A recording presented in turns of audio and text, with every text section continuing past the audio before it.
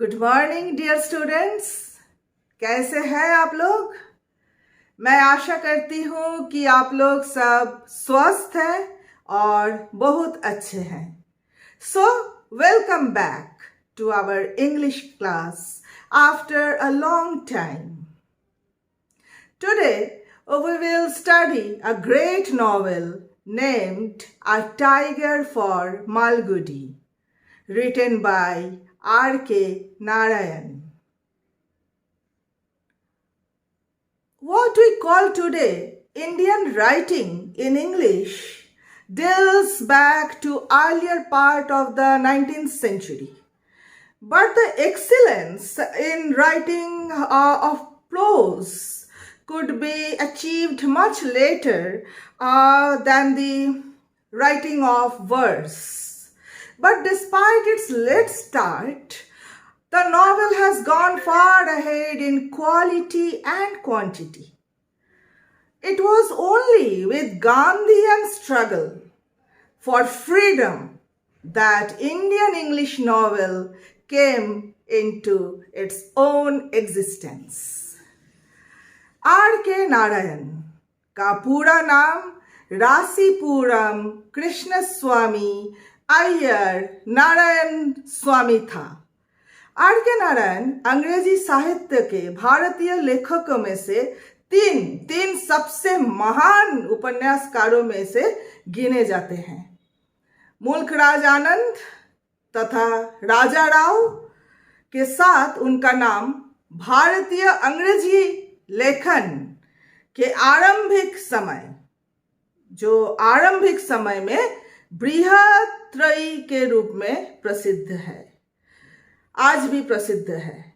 मुख्यतः उपन्यास तथा कहानी विधा को अपनाते हुए उन्होंने विभिन्न स्तरों तथा रूपों में मानवीय उत्थान मानवीय पतन की गाथा को अभिव्यक्त करते हुए अपने गंभीर यथार्थवादी और यूं कहे तो यथार्थवाद के माध्यम से रचनात्मक कीर्तिमान स्थापित किए हैं। So let's start the novel A Tiger for Malgudi by R.K. Narayan.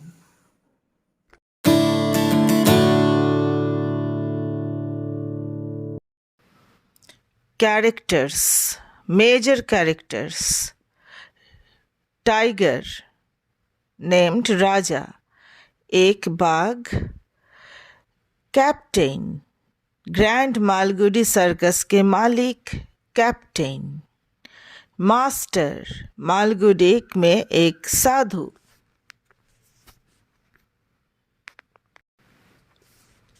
Minor characters, the collector, the clerk, Madan, a film maker यानी एक फिल्म निर्माता और निर्देशक।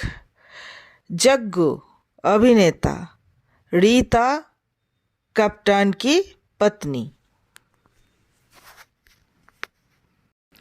Point of view, the story of A Tiger for Malgudi is told entirely in the first person from the perspective of a tiger named Raja। जैसे कि आप लोग सभी जानते हैं, ये कहानी A Tiger for Malgudi पूरा का पूरा बयान हुआ है प्रथम पुरुष में, जो कि एक टाइगर के नज़रिया से देखा गया है। उसके नज़रिया से, उसका पर्सपेक्टिव से देखा गया, और टाइगर का नाम है राजा।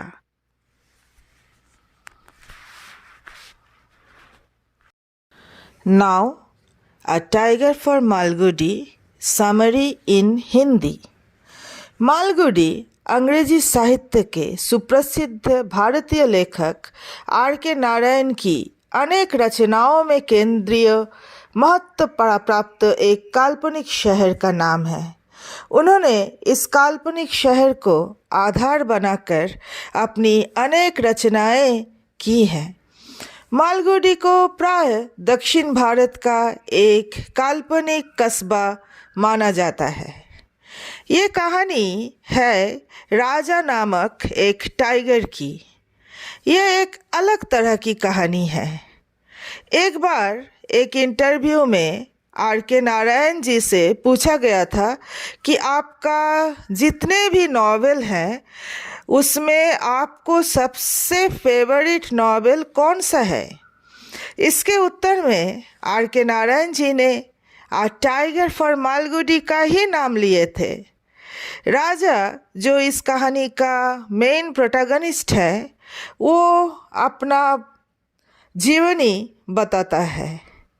एक दिन राजा को अपना प्रीवियस लाइफ यानी अपने पास्ट लाइफ याद आता है कि कैसे वो एक जंगल में रहता था जहाँ पे वो अपना बचपन गुजारे। वो सुनाता है कि अपने युवा अवस्था में अपना युवा काल में वो एक भयंकर शिकारी था जिससे जंगल के अन्य सब जानवर बहुत डरते थे। राजा मेम्पी हिल रेंज नामक एक जंगल में रहता था और बाकी जानवरों को डोमिनेट भी करता था। एक दिन टाइगर की स्ट्रेंथ की परीक्षा तब हो गई जब उसका सामना एक फीमेल टाइगर से हुआ, यानी एक टाइग्रेस से हुआ। वो फीमेल टाइगर को अपने रास्ते से हटने को कहता है, लेकिन वो राजा का आज्ञा का पालन नहीं करती है। फिर दोनों में घमासान लड़ाई होती है और दोनों ही बुरी तरह से घायल हो जाता है। फिर एक बुद्धिमान जैकल आता है और दोनों को समझाता है कि आपस में लड़ाई नहीं करना चाहिए। फिर ये दोनों जैकल की बात मान लेते हैं और दोनों बहुत अच्छा फ्रेंड बन जाते हैं। तथा समय बीतने के साथ साथ ये दोनों एक परिवार भी शुरू कर देते हैं, यानी पति पत्नी बन जाते हैं। फिर वो बयां करता है कि एक दिन उनकी वाइफ शिकार पे जाती है परंतु वापस नहीं आती है। फिर राजा के 3 छोटे छोटे बच्चे भी अपने माँ को खोजने के लिए जंगल के अंदर चले जाते हैं और वो भी वापस नहीं आते हैं।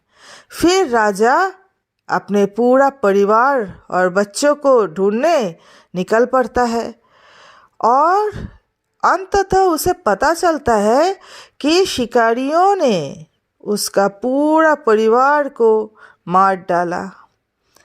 ये दुखद जानकारी के बाद राजा को बहुत गुस्सा आता है और शिकारियों को पीछा करते हुए वो उनके गांव तक पहुंच जाता है और गांव में जाके मवेशियों जो पशुओं हैं वहाँ पे उनको गुस्सा इतना आता है कि सब पशुओं को जो भी पशु आए उसे मार डालता था। इससे गांव वाले में क्या हुआ, गुस्सा बढ़ते गया। फिर एक दिन उसे सर्कस के एक लीडर जो कैप्टन नाम से जाना जाता है इस नॉवेल में, उसके द्वारा पकड़ लिया जाता है और उसे स्टील के केज में कैद कर लिया जाता है।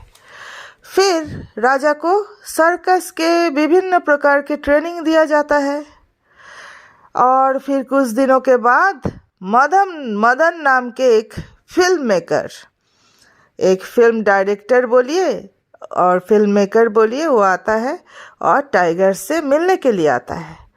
वो भी अपना एक फिल्म बना रहा है जिसमें उसको टाइगर का रोल का ज़रूरत पड़ता है, इसलिए वो अपनी फिल्म में राजा का उपयोग करने के लिए कैप्टन से इस बात पर चर्चा करने के लिए आते हैं और कैप्टन भी इस बात पर मान जाते हैं। फिल्म के अंदर जग्गू नाम का एक कैरेक्टर होता है जिसे राजा के साथ फाइटिंग सीन में काम करना होता है। लेकिन जग्गू जो है राजा को देख के बहुत ज़्यादा डर गया था और वो बोला कि वो राजा के साथ शूटिंग नहीं करना चाहता था, है ना, क्योंकि वो राजा को देख के बहुत डर गया था। फिर एक दिन कैप्टन गुस्से से राजा को कंट्रोल करने के लिए रॉड से मारता है और बहुत ज़ोर से मारता है। इस मार से राजा कंट्रोल तो नहीं हुए बल्कि और ज़्यादा खूंखार हो गया और वो कैप्टन को ही मार डाला। वो इतना ज़्यादा गुस्सा हो गया था कि कैप्टन को ही मार डाला। कैप्टन के मृत्यु के बाद राजा वहाँ से भाग निकला, पूरा भाग जाता है वहाँ से और फिल्म की शूटिंग भी रुक जाता है। इसके बाद राजा सर्कस छोड़कर एक दूसरी शहर जिसका नाम मालगुडी है उसमें चल जाता है, जहाँ राजा को देखकर सभी लोग डर जाते हैं। ये तो क्वाइट नेचुरल है, बहुत ही नेचुरल है कि कोई भी टाइगर को देख के डर जाएगा। किंतु अब जो राजा है वो बदल चुका होता है, उसे अब हिंसा में कोई रुचि नहीं थी। वो तो अब आज़ादी को महसूस करना चाहता था।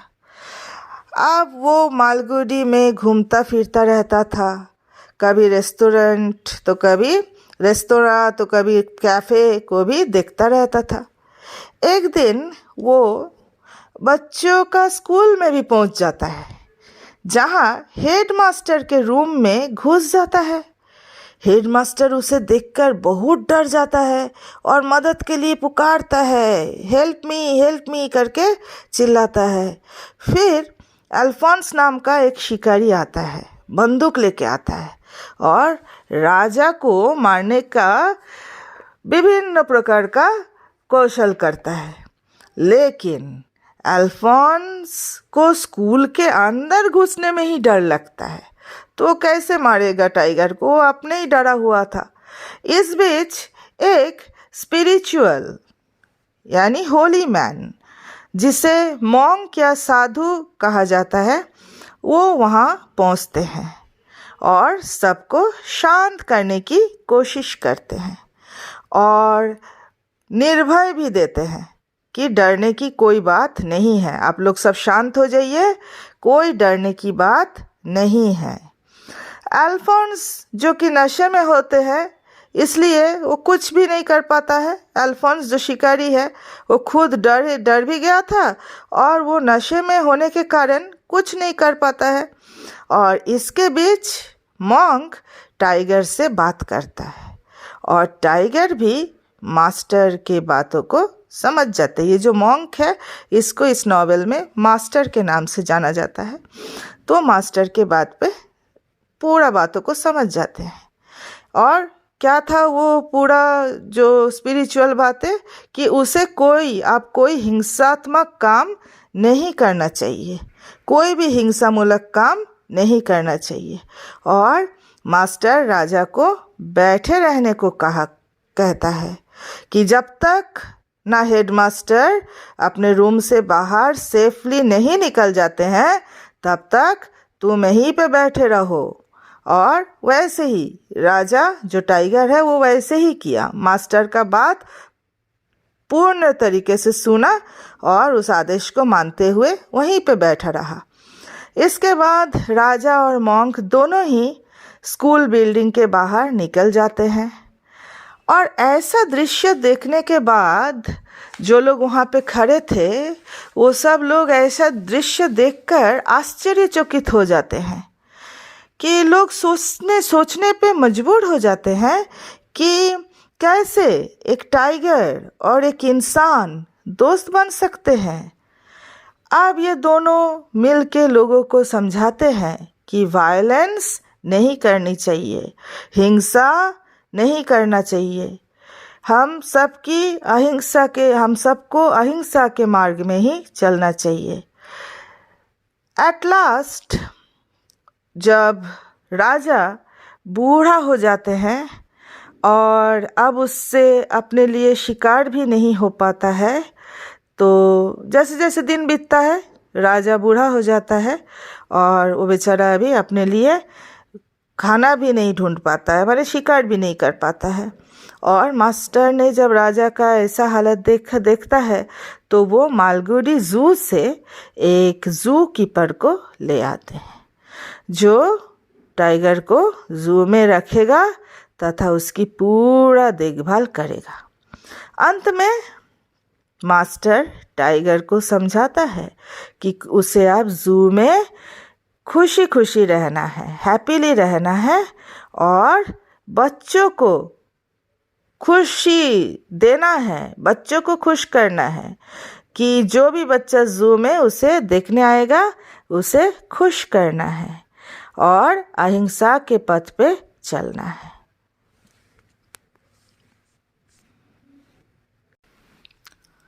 Plot development. So we have seen that the plot of this novel is divided into 4 stages. Stage 1, Stage 2, Stage 3 and Stage 4. Stage 1. The first stage describes the tiger's cubhood, his wild days in the jungle, his family life, and his forays into human habitation after his family is killed by the hunters in the village. Stage 2. The second phase describes the capture of the tiger by a circus owner.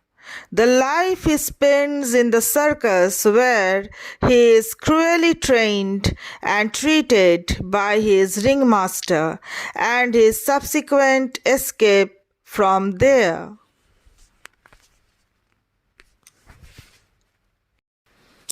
Stage 3. The third phase of the tiger's life describes his sensation in Malgudi, where he takes refuge in a school, resulting in great confusion and commotion. His meeting with an ascetic who saves him.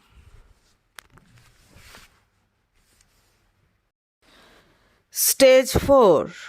The last phase describes the tiger's life in the ashram of the holy man who becomes his master or guru, his spiritual transformation under his guru's influence and guidance, his subsequent transfer to a zoo to spend his remaining life in peace.